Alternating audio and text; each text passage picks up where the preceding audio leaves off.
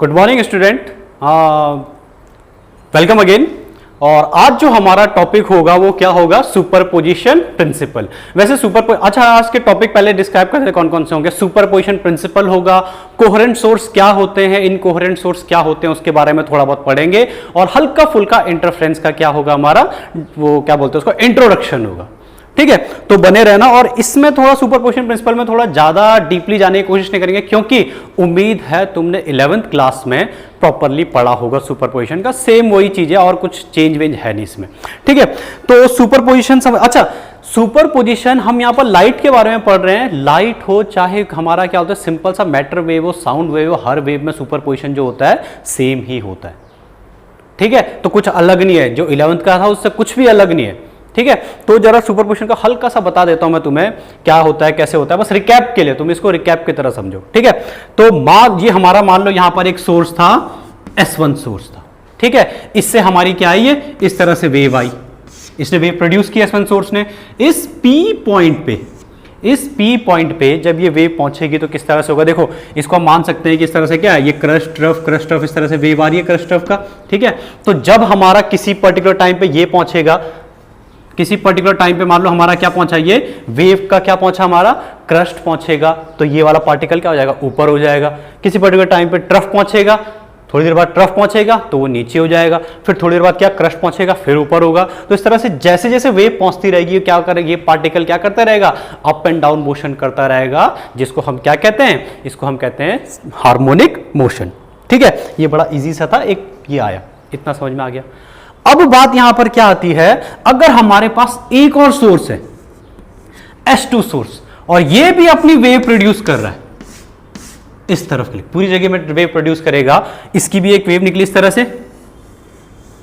ठीक है, और यहां पर जाके पहुंच रही है इस पार्टिकल के पास। तो जब ये इस पार्टिकल के पास पहुंचेगी ये वेव, और इसका भी वेव पहुंच रहा है, तो एक तरह से पार्टिकल कंफ्यूज नहीं हो जाएगा। अब मान लो S1 पार्टिकल का क्रस्ट पहुंचा और S2 पार्टिकल का ट्रफ पहुंचा, तो क्या होगा। ठीक है, अब इसी में S1 का क्रस्ट पहुंचा, S2 का ट्रफ पहुंचा, या फिर दोनों का ही क्रस्ट पहुंचा, तो क्या होगा। तो इसी को कैसे हम सॉल्व करेंगे, इस प्रॉब्लम को कैसे हम क्या होते हैं ओवरकम करते हैं, किस मेथड से ओवरकम करते हैं, इसी को हम कहते हैं सुपरपोजिशन प्रिंसिपल। सिंपल लैंग्वेज में बोले तो वेव का भरत मिलाप हो रहा है यहां पर। ठीक है, तो वेव का भरत मिलाप हो रहा है।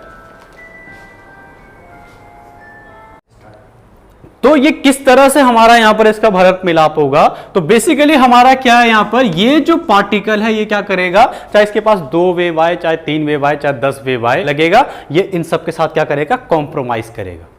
कैसे कॉम्प्रोमाइज करेगा इनके साथ, वो हम अभी यहां पर बताएंगे, उसी को हम क्या कहते हैं, सुपरपोजिशन प्रिंसिपल। ठीक है, तो अभी जरा बात करते हैं क्या होता है सुपरपोजिशन प्रिंसिपल। तो सिंपल सा है, the resultant displacement of a particle, उस पर्टिकुलर पार्टिकल की बात हो रही है सिर्फ, ध्यान देना। ठीक है, एट एनी इंस्टेंट, किसी पर्टिकुलर इंस्टेंट में, किसी पर्टिकुलर टाइम पे, ठीक है, is the vector sum of individual, ये ध्यान दो, वेक्टर सम ऑफ इंडिविजुअल, ठीक है, single individual displacement cause to the particle, ठीक है, बाय 2 और मोर वेव्स। समझ में आया, वेक्टर सम होगा कि इस वेव ने कितना हमारा क्या कर रहा है, डिस्प्लेसमेंट कर रहा है, और ये वेव कितना डिस्प्लेसमेंट कर रहा है, दोनों का वेक्टर सम होगा। अब वेक्टर सम मतलब क्या होता है, यहां पर ये चीज ध्यान दो, वेक्टर सम मतलब हमेशा क्या होता है कि डायरेक्शन भी कंसीडर करेगी। मतलब अगर एक वेव का क्रस्ट आया तो उसको ऊपर उठाना चाहेगा, दूसरी वेव का ट्रफ आया तो इसको नीचे लाना चाहेगा।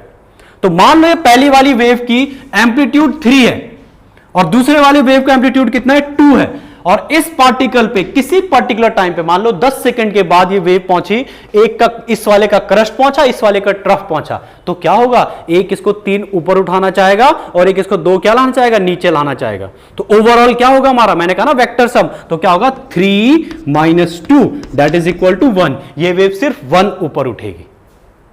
आया नहीं आया समझ में। सेम यही अगर इस वेव का क्या आया, हमारा क्रस्ट आया, वो इसको 3 उठाना चाहेगा, और इस वेव का हमारा क्या आया, ट्रफ आया, सॉरी इसका भी क्रस्ट आया, तो दोनों क्या करेंगे, ऊपर उठाना चाह रहे हैं, तो क्या होगा हमारा यहां पर, तब क्या होगा 3 + 2 = 5। तो ये जो पार्टिकल है कितना होगा, 5 ऊपर उठ जाएगा।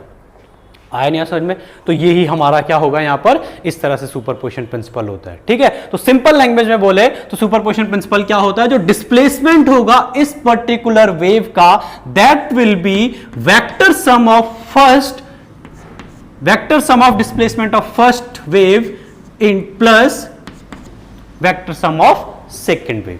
अब चाहे 2 हो, 3 हो, 10 हो, सबके वेव के लिए क्या होगा, आगे ऐड होता रहेगा, +2 y2, अगर तीसरी वेव है तो y3, इस तरह से हमारा क्या होगा, सो ऑन आगे बढ़ता जाएगा।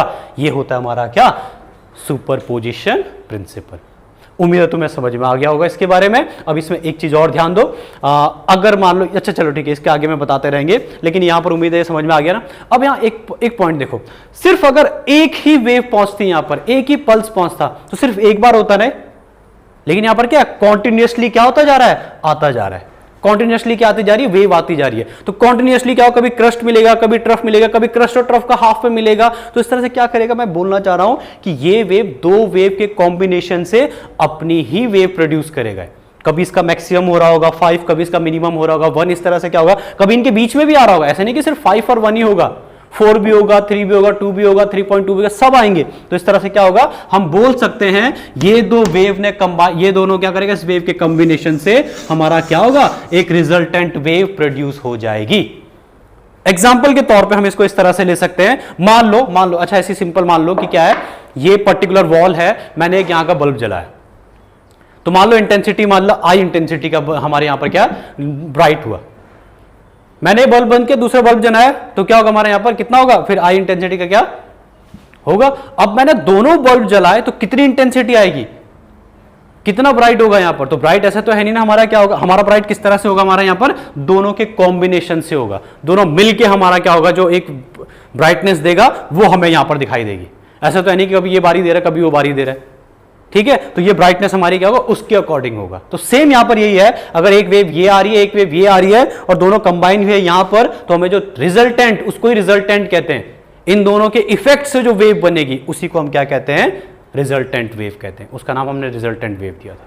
ठीक है, तो ये था हमारा किसके बारे में, रिजल्टेंट वेव के बारे में। तो यहाँ पर देखिए, ये रेड वाला जो है हमारा, यहाँ पर एक वेव हमारा क्या शो कर रहा है, ठीक है, और ग्रीन वाला दूसरा वेव अब शो करेगा। अभी डिस्टर्बेंस कुछ नहीं है। अब मैंने दूसरी वेव क्या करी, प्रोड्यूस की। यहाँ पर देख रहे हो ना, ग्रीन वाले को मैंने क्या दूसरी वेव की तरह ट्रीट कर रहा हूँ और इसको प्रोड्यूस कर दिया मैंने। तो अब देखो यहाँ पर क्या होगा, तुम देख रहे होंगे यहाँ पर, ये देखो ग्रीन वाली भी एक वेव है, और कौन सी है, दूसरी वेव कौन सी थी, रेड वाली। अब जैसे ग्रीन वाली वेव आई तो देखो रेड वाली वेव कितनी ऊपर चली गई। ये सुपर पोजिशन हुआ किसका, ग्रीन और रेड वेव का। तो जब सुपर पोजिशन हुआ, तुम यहाँ पर देख रहे होंगे कि क्या हो गया, जो रेड वाली वेव है लगभग क्या हो गया, ग्रीन और रेड के एम्पलीट्यूड के एडिशन में पहुँच गई इतनी ऊपर तक।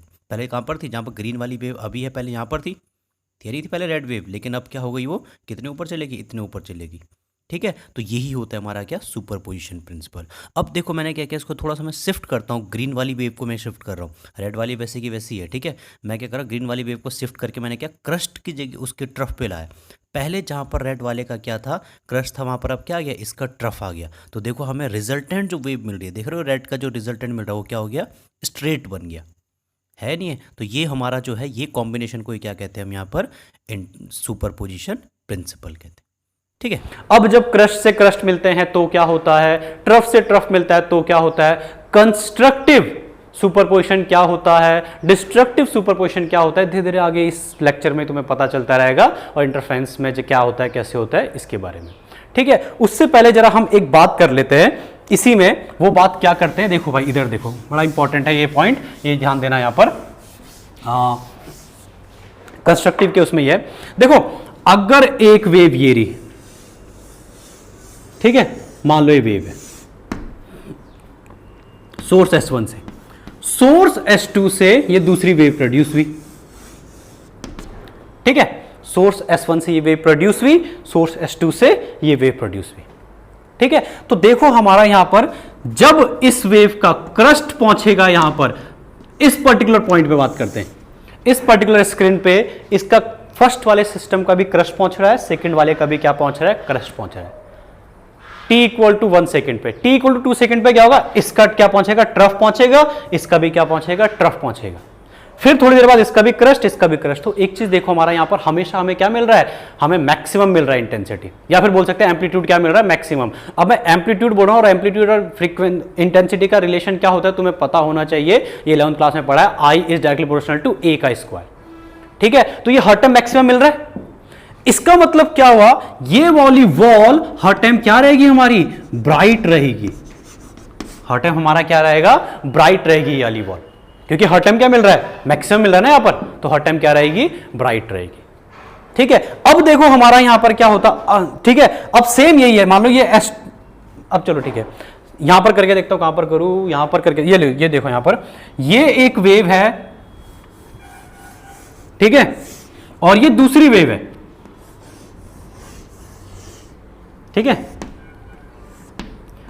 ठीक है, तो यहां पर तुम देखोगे इस वेव का जब क्रस्ट पहुंचेगा तो दूसरा क्या पहुंच रहा है, इसका क्या पहुंच, दूसरी वाली वेव का क्या पहुंच रहा है, ट्रफ पहुंच रहा है।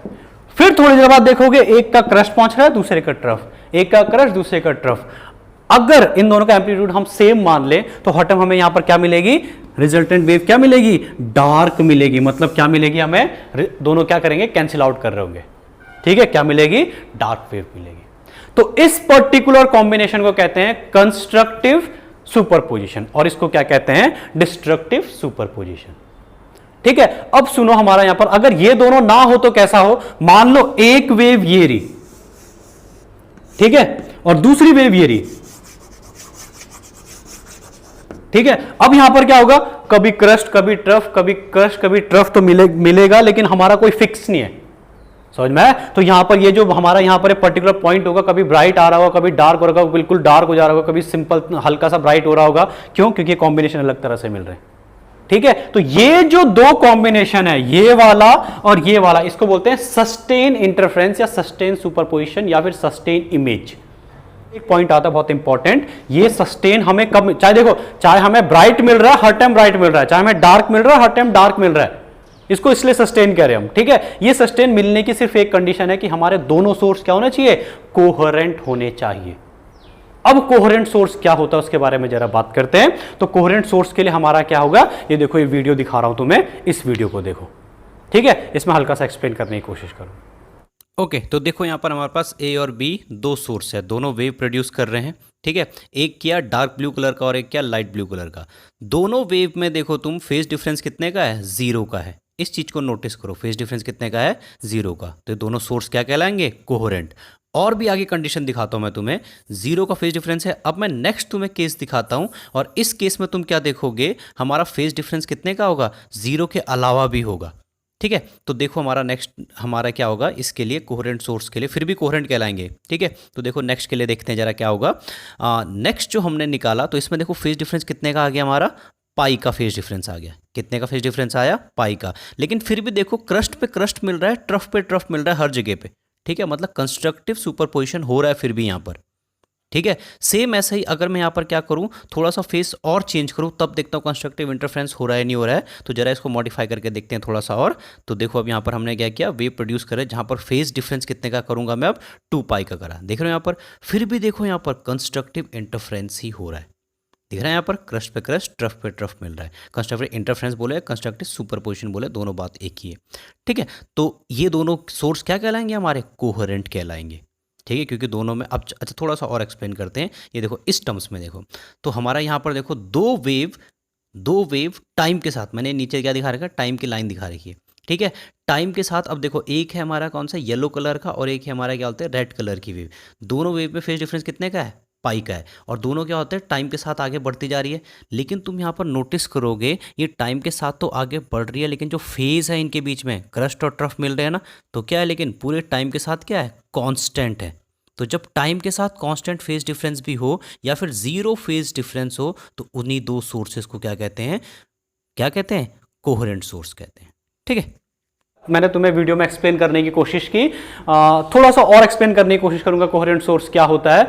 तो कोहेरेंट सोर्स क्या होता है, ऐसे दो सोर्स जिनकी फ्रीक्वेंसी और वेवलेंथ दोनों क्या हो, सेम हो। पहली चीज तो ये।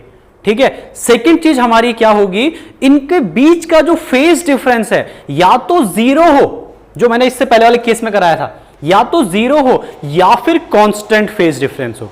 कांस्टेंट फेज डिफरेंस से भी चलेगा, ये दोनों में से कोई सा भी हुआ तो हमारी जो वेव बनेगी वो हमारे जो दोनों सोर्स कहलाएंगे वो क्या कहलाएगा, कोहेरेंट सोर्स कहलाएगा। ठीक है, तो हमारा यहां पर देखो ये t इक्वल टू 0 टाइम पे हमारा क्या था, यहां पर ये कितने का फेज डिफरेंस आया, ये वेव अभी स्टार्ट हुई, इसने आधा कर दिया π/2 का, तो कितने का फेज डिफरेंस आया हमारे यहां पर π/2 का। मैं t इक्वल टू 3 टाइम के बाद गया तो यहां पर दोबारा से उस वेव का, देखो इतनी चल चुकी है वेव, फिर भी फेज डिफरेंस दोनों के बीच में कितना है, π/2 का। थोड़ा और आगे गया 5 टाइम के बाद, 5 सेकंड के बाद, फिर भी फेज डिफरेंस कितना है, π/2 का। 7 के पास गया तब भी फेज डिफरेंस कितना है, π/2 का। मतलब कॉन्टिन्यूसली फेज डिफरेंस के बीच में कितना है, कांस्टेंट फेज डिफरेंस तो है, फेज डिफरेंस है, मैं नहीं कह रहा नहीं है, फेज डिफरेंस है कितने का, π/2 का, लेकिन वो क्या है, कांस्टेंट है। तो ऐसे दो सोर्स को हम क्या कहते हैं, कोहेरेंट सोर्स कहते हैं। ठीक है, और कोहेरेंट सोर्स हमेशा क्या देंगे, हमें सस्टेन इंटरफेरेंस देंगे या फिर सस्टेन क्या देंगे, हमारे इमेज देंगे। इंटरफेरेंस क्या होता है आगे मैं उसमें थोड़ा और डिटेल में बताऊंगा, अभी सिर्फ वर्ड याद रखो। ठीक है, हल्का सा डेमो देते हैं कैसे सस्टेन वो देगा और तुम फेज डिफरेंस होने के बाद भी कैसे मिलेगा उसके बारे में जरा बात करते हैं। ठीक है, तो देखो हमारा यहां पर कैसे होगा ये, मान लो एक वेव ये रही, ठीक है, S1 सोर्स से ये वेव यहां से जब चलना स्टार्ट हुई, ठीक है, और दूसरी वेव ये रही, ठीक है, S2, और अपनी इजीनेस के लिए रख रहे हैं कि इसका एम्पलीट्यूड सेम है जो भी है। ठीक है, अब क्या हुआ, देखो ये दोनों क्या है, हर टाइम क्या है, सेम फेस में रह रहे हैं, मतलब फेज डिफरेंस कितना हो गया इनके बीच का, 0 हो गया। तो फेज डिफरेंस 0 हो गया तो हर टाइम हमें क्या मिलेगा, क्रस्ट मिल रहा है, क्रस्ट मिल रहा है, ट्रफ मिल रहा है, ट्रफ मिल रहा है, तो क्या होगा, हमेशा ब्राइट मिलेगी। अब देखो मैंने क्या किया, ये वेव के बीच में और इस वेव के बीच में मैंने क्या कर दिया, ये लो, ये S2 वेव तब स्टार्ट हुई। अब देखो यहां पर इस वेव ने कितना कर चुका है, अपना एक पूरा फेज कंप्लीट कर चुका है, देखो यहां दिख रहा है, और ये सेकंड वाला सोर्स तब जाके स्टार्ट हुआ, तो दोनों के बीच में फेज डिफरेंस कितने का हुआ, कितने का हुआ, 2π का फेज डिफरेंस हुआ। कितने का फेज डिफरेंस हुआ, 2π का। कांस्टेंट फेज डिफरेंस हुआ ही नहीं हुआ, फिर भी देखो हमारा यहां पर क्रस्ट क्रस्ट पे मिल रहा है, ट्रफ ट्रफ पे मिल रहा है।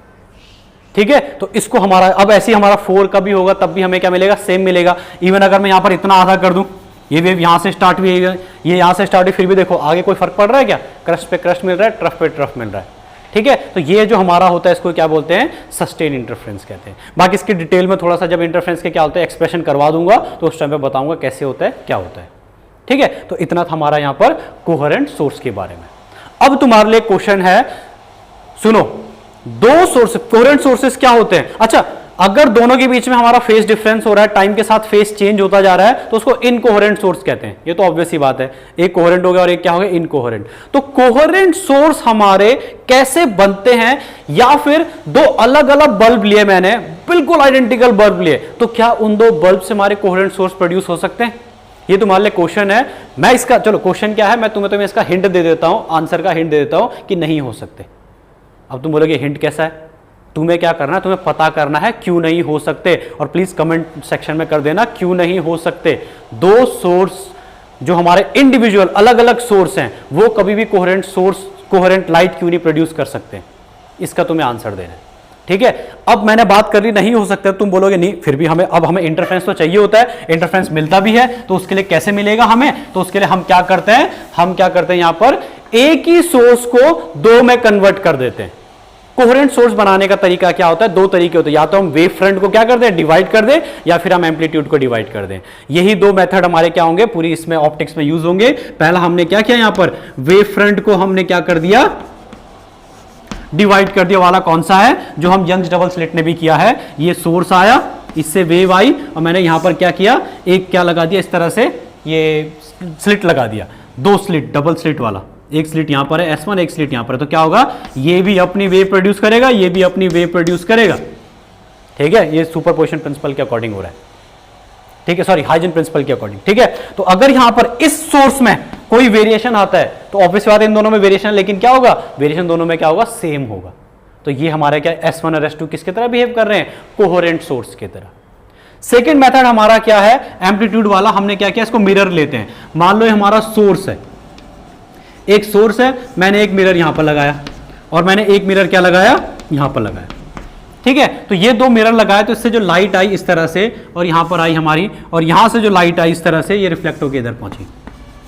ठीक है, तो जो यहां पर ऑब्जर्वर होगा उसको क्या लगेगा, ये कि इस सोर्स से आ रही है लाइट और ये किस सोर्स से आ रही है, इस सोर्स से। दो अलग अलग सोर्स लगेंगे जबकि है एक ही सोर्स।